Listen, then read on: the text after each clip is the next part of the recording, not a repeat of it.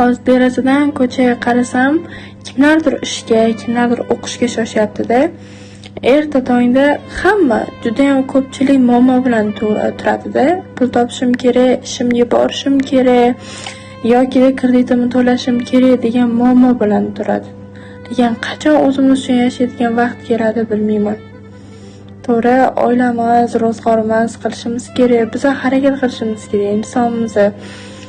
Lekin qanaqadir hayron qoldiradigan narsa, ertalab soat 8 dan kechki soat 6 gacha ishlaymiz, nima uchun kechga dam olish uchun. 6 kun ishlaymiz, nima uchun yakshanba kuni dam olish uchun. 30-40 yil ishlaymiz, nima uchun 6-7 yil pensiya olish uchun.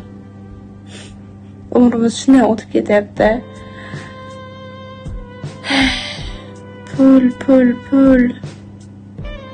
Pul insonga baxt olib kelarmikan-a?